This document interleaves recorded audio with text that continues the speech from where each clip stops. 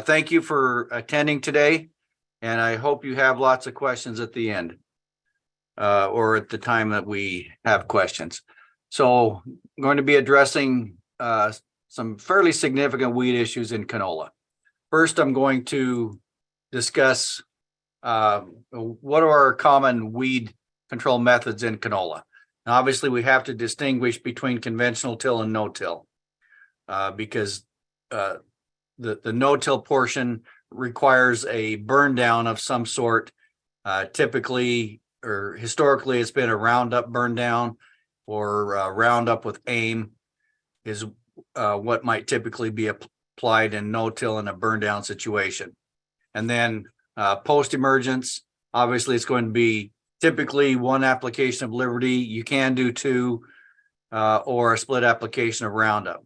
Conventional till, you're starting out the season clean, the field clean with a spring tillage, and then coming back post-emergence with Liberty or again, maybe 1 or 2 shots of Roundup. Many years ago, we used to use Treflan Sonalan.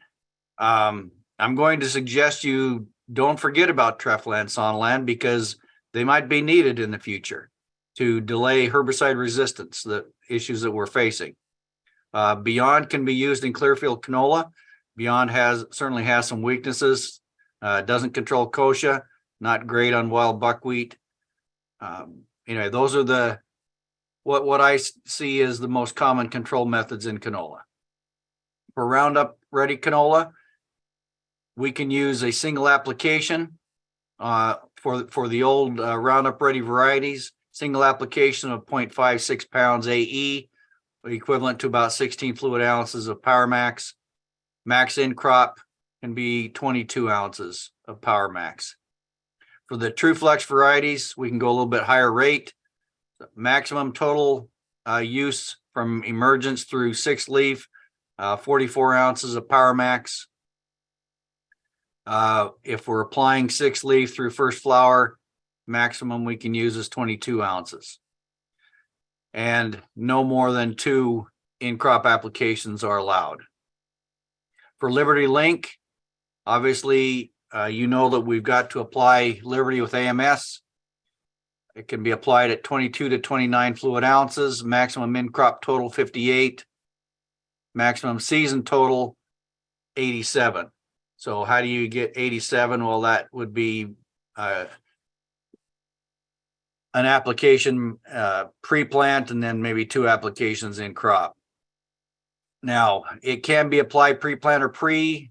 Obviously, we don't prefer that. We prefer to reserve it for the post-application, but in some cases, it might be necessary. Obviously, we know that the effective environment on Liberty herbicide, it needs sun, heat, and humidity to make it effective. What about grasses? One of the weaknesses of Liberty is grass control. Therefore, we typically tank mix Liberty with Select or Clethodim. We also have the stack trait, which has both the Roundup and Liberty traits. The pros of this trait, of course, is we could spray Liberty one pass and then Roundup the next pass or vice versa. The cons, then we've got to deal with Roundup ready volunteers or Liberty volunteers. The Liberty volunteer probably isn't as big of an issue, but then we got the Roundup ready volunteers, but we've been dealing with that for years. Maybe it's not that big of a deal. What are the weaknesses of Roundup? Of course, we got Roundup resistant kochia, Roundup resistant horseweed. Roundup isn't the greatest on mallow or wild buckwheat. If you've got a lot of wild buckwheat, you probably want to hit wild buckwheat with 2 applications of Roundup. Liberty is much more effective on wild buckwheat. What are the weaknesses of Liberty? Obviously grasses, especially the larger grasses. Liberty's not the greatest on lamb's quarters.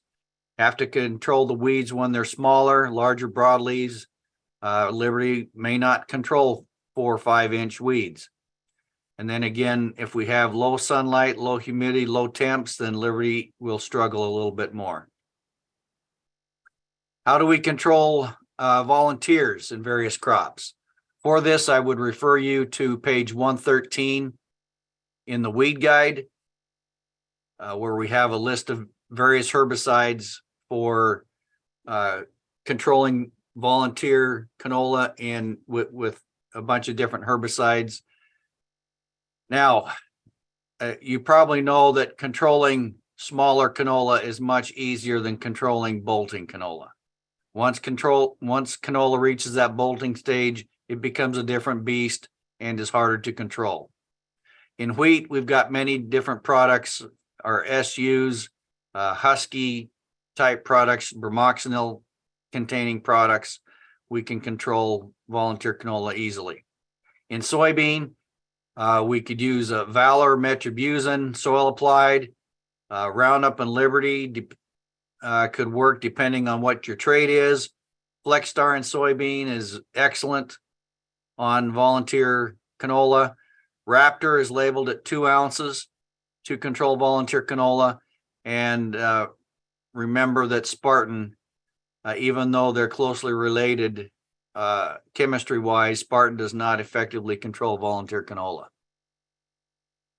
Okay, for our no-till situations, this is where we're starting to have some struggles. Burning down the weeds that are emerged at just before planting or just after planting.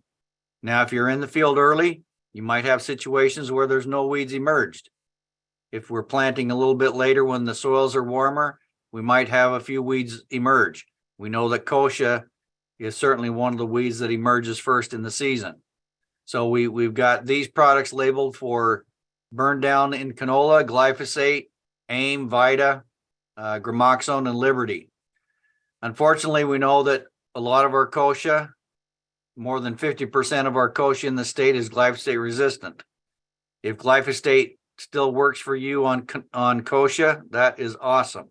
I hope it stays that way. We typically, though, might tank mix AIM with glyphosate. Vita is a herbicide that is similar to AIM, slightly different. In my experience, Vita is not as effective as AIM. Both of these herbicides, AIM and Vita, need to be applied to very small weeds, like 1 inch. You get 3-inch kochia or 3-inch other weeds, these herbicides are going to struggle. Gramoxone has been very effective on controlling kochia, and Liberty, if you get the right environmental conditions, can also be very effective on kochia. A herbicide that has come out the last couple of years, but is not labeled for canola. I repeat, is not labeled for canola. This is a herbicide that is very similar to AIM and Vita. The label says pre-emergence activity. Reviton has no pre-emergence activity. That would suggest that you could apply it like AIM or Vita and have no effect on your canola. However, we did a study in 2021 where we applied Reviton at 1 ounce. This is our fluid ounces: 1 ounce, 2 ounces, 4 ounces. And we measured, we did a pre-plant application and a pre-application. And 3 weeks after planting, we measured the number of plants per meter of row. And where we just sprayed Roundup, we had 6.5 plants per meter of row. And with Reviton, we saw a decrease in plants. Where we applied it pre, we had 6.5 per meter of row. And again, even applied pre, we saw a decrease in plants. So this tells us that Reviton obviously does have a little bit of pre-emergence activity and should not be used in front of canola. Okay, need to talk about our group 14 herbicides, which are AIM, Sharp, and Vita Reviton. So we typically use AIM in front of canola. Sharpen we do not use in front of canola because it has soil residual and can affect our plant stand. So these are our burn down herbicides. We use Spartan and Valor as soil residual herbicides, not in canola. Remember, these are not used in canola. I'm just explaining to you this group 14 chemistry, how we use it. Spartan and Valor, obviously we use in soybeans and some other crops. Flexstar, Cobra, Ultra Blazer are foliar soybean herbicides. And there's a reason I'm going to explain the difference between these.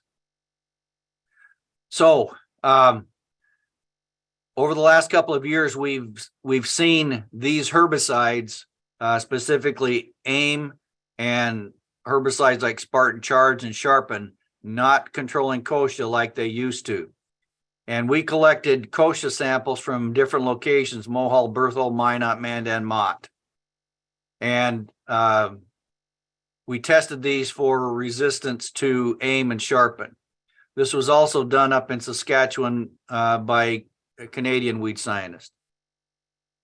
And what we're seeing is resistance to AIM. This is AIM applied at 1 and 2 ounces. This is 6 days after treatment. Kochia was applied to 2.5 inches. Here's our susceptible check. So this is 1 ounce of AIM. And these locations, kochia collected from these locations was not controlled by 1 ounce or 2 ounces of AIM. And where we compared AIM, this is 1 ounce of AIM. The resistant sample is up here on top. Our susceptible kochia is down here below. So even 16 ounces of AIM did not control kochia in this resistant source. We saw the same thing with Sharpen at multiple locations. You can see this is 13 days after treatment and the kochia is starting to get away. It was controlled easily in our susceptible population. So we see that with AIM and Sharpen, not controlling kochia like it used to. Will Vita and Reviton control that kochia? I don't know. I doubt it. Vita and Reviton historically have not been great on kochia to begin with. What about our soil applied herbicides? Do our soil applied herbicides control these kochia sources? We don't know the answer to that yet. We're working on that. We have studies going in the greenhouse. Hopefully we'll have an answer for you before field season. What about our soybean herbicides? Do these group 14 herbicides control the kochia that's resistant to AIM and Sharpen? This is a piece of good news. Here we have AIM and Sharpen applied. Here's AIM, not Sharpen, AIM and Flexstar. Here's AIM at 1 ounce and AIM at 2 ounces.